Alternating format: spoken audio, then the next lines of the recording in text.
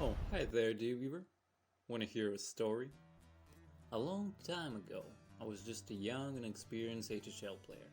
I was fighting a low tier with my not-so-full World Leaders collection, and in one of those days I was scrolling through Chaos Warlords when something caught my eye. And it was something beautiful. The mix of having a lot of HP and a simple ability attracted my aggro monkey brain like a bee to a flower. Since that day, I set my goal on getting it. I was buying Eastman 5 crates non-stop, I was spending all my gold on it. Heck, I even joined Discord tournaments just to have a chance on getting a legendary I want. No success. I got myself a full collection of Sallys, most of Raven Guard legendaries, but there wasn't the card I was looking for. I was straight up logging in for a year without missing a single day so I wouldn't miss a veteran shop deal too, if opportunity arises. Then I went for a hunting trip with my dad and uncle. Deep forest, no walks, so no HHL. We were spending time far away from civilization doing simple things, like shooting shotguns and cheating in the field. It was a fun time, just 10 days of family bonding. But then I got back, logged in, and I found out that there was a Mandra deal right in the middle of my fucking hunting trip. Can you fucking believe it? I could have even bought it with gems! Of course they would put it in a shop. The only 10 days I was out of the internet. It was a year ago and I'm still mad about that. I was enraged back then too.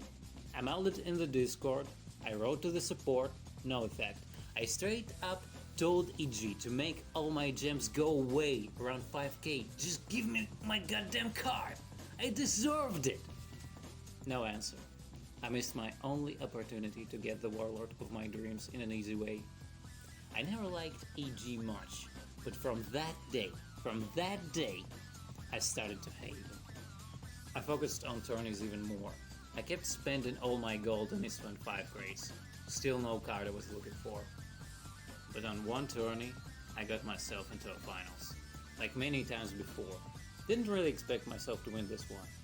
But this one was different. It was a real clutch game. We were going 1-1. That meant the last match will decide who is the winner of this tourney. My heart was pumping like crazy. We were exchanging hits, but none of us could overpower another. We both started to lose our breaths. And then I got the opportunity and went full in. My thoughts were simple. If he has the answer, I'll get the second place. But if he doesn't, I'm a winner. Time was moving painfully slow. But my gamble worked out. He couldn't finish me that turn, and that meant I finally fucking did it. Damn, I was so happy in that moment. Tourney organizers already knew what I was gonna ask for, as my legendary card. But they asked anyway, cause that was the order of things in the tournaments. Give me that fucking Mandragorix, I said, after shit-talking every tourney player for not making it to the top. Almost a year of grinding tourneys, grinding ladder and events, buying Eastman 5 crates, and I finally got it. My beloved.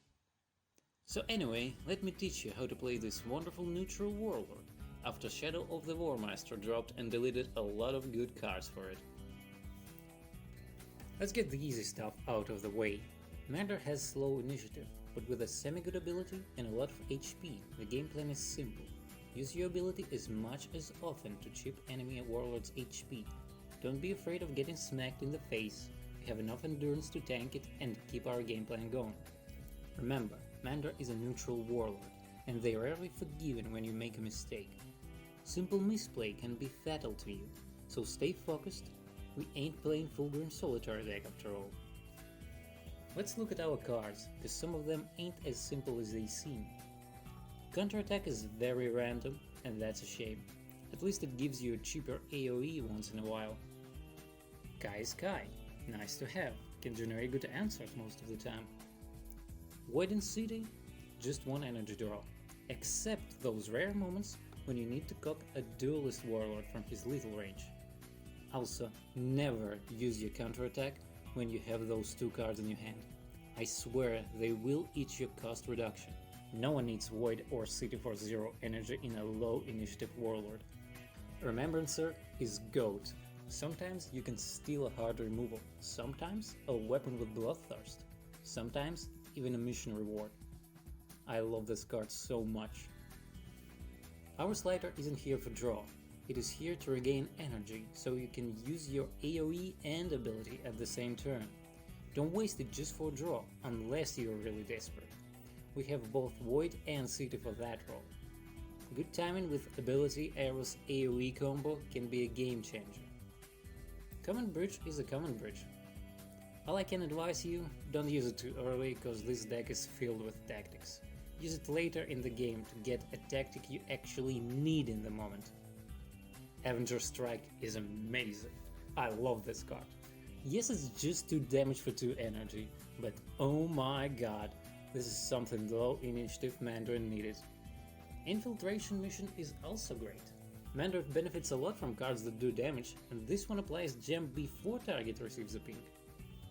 Bridge is another 2 damage card. It's good, has some other uses, but as long as you don't run into a frontline heavy faction, it is okay just to use it on enemy warlord's face.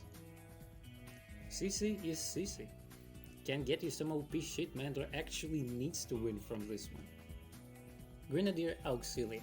Traitor Aux having something useful in their card pool? No way! So remember all my hate towards Ultramarines 3-3 guys that deal 2 damage to a troop? This is the same. Mandra benefits a lot from them. Helps finish some mid-tier troops, or clean a wide board of a small ones. All around a nice choice. Vulturax is the GOAT. Best neutral AoE in this game. Mandra really struggles against wide board, and Vulturax is the perfect answer. Heartstrike is just a good AoE. Burning of bot? No thanks, I prefer some reliable options for my AoE. Disc is mostly heal. Stun is a rare guest in this game nowadays.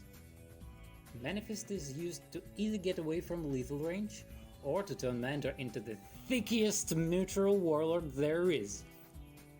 Volcanic is also a great AoE.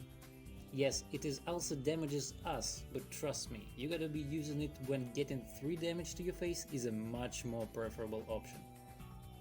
Purge. Listen to me, son. Never, ever, ever use it to finish an enemy troop or even a warlord. Trust me, it will fly into your face even if the chances of that were lower than 1 to 4.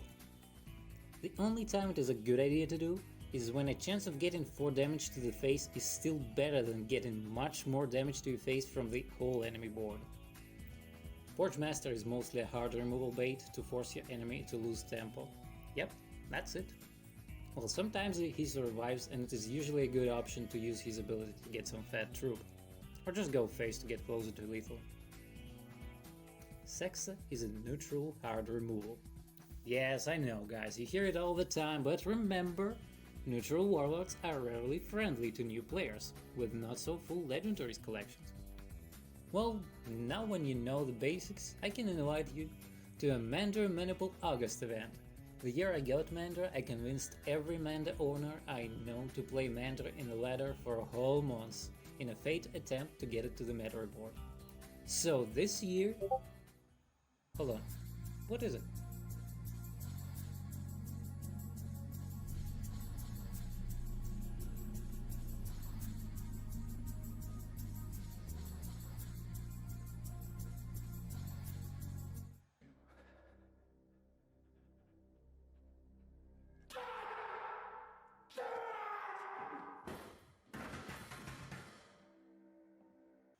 So, this week is all I got to enjoy Mandra in the ladder, huh?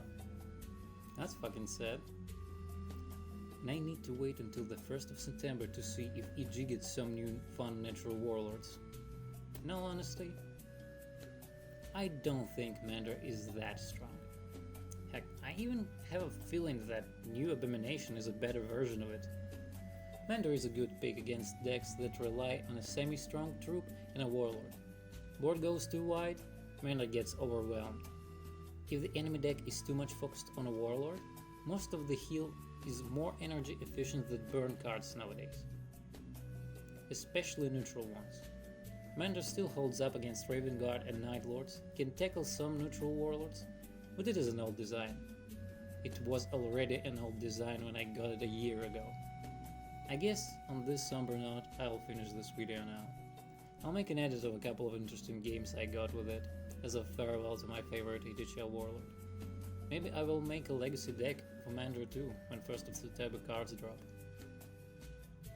For now, all I can do is to advise you to use it in the ladder for a couple of days that's left. Give Mandra a chance, fellas. Of course it's not all.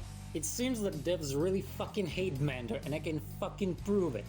They are dropping new expansion this early just to deny us the August Mandra event, but I can show you where that all hate started.